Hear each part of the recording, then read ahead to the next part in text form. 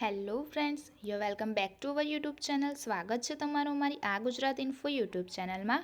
આ વિડીયોમાં આપણે વાત કરીએ કે આંગણવાડી મહિલા કાર્યકરો માટે અહીંયા ખુશખબર છે. સરકાર દ્વારા લાભ આપવામાં આવી રહ્યો છે. તો જોઈએ કે આંગણવાડીની મહિલા કાર્યકરોને 58.32 કરોડના ખર્ચે અહીંયા ફોન અપાશે. એટલે ફોનની સહાય થઈ રહી છે આંગણવાડી મહિલા કાર્યકરોને.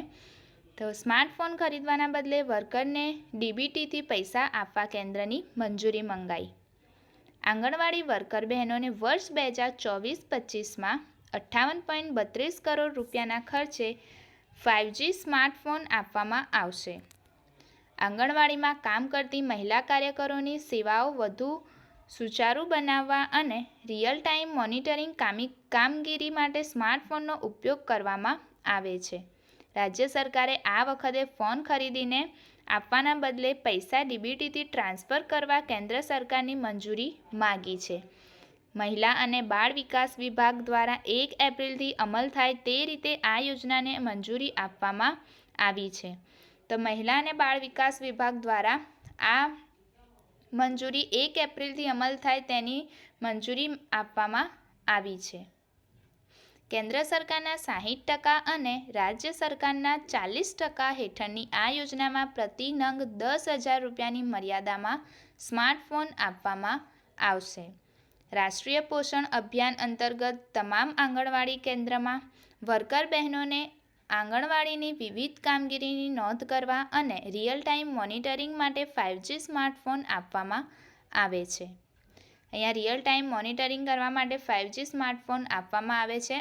આંગણવાડી મહિલા વર્કરોને સ્માર્ટફોનનો ઉપયોગ કરવાનો હોય છે, જેથી કરીને સરકારે આ લાભ આપવામાં આવી રહ્યો છે.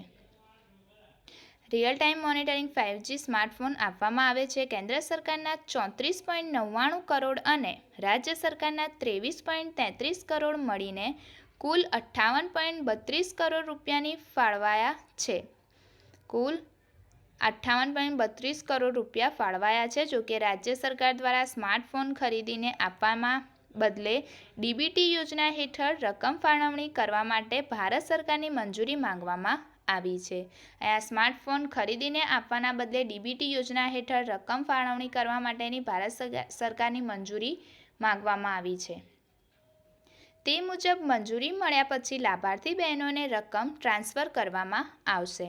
અહીંયા સ્માર્ટફોનની રકમ અહીંયા ડીબીટી દ્વારા ટ્રાન્સફર કરવામાં આવશે. સ્માર્ટફોન ખરીદીને આપવાને બદલે અહીંયા ડીબીટી યોજના હેઠળ અહીંયા સરકારની મંજૂરી માંગવામાં આવી છે કે તેમને રકમ આપવામાં આવે. બહેનોને રકમ ટ્રાન્સફર કરવામાં આવશે. આંગણવાડીમાં બાળકોને અપાતા પોષક આહારની માહિતી, બાળકોની સંખ્યા વગેરે તેમાં નોંધવામાં આવે છે.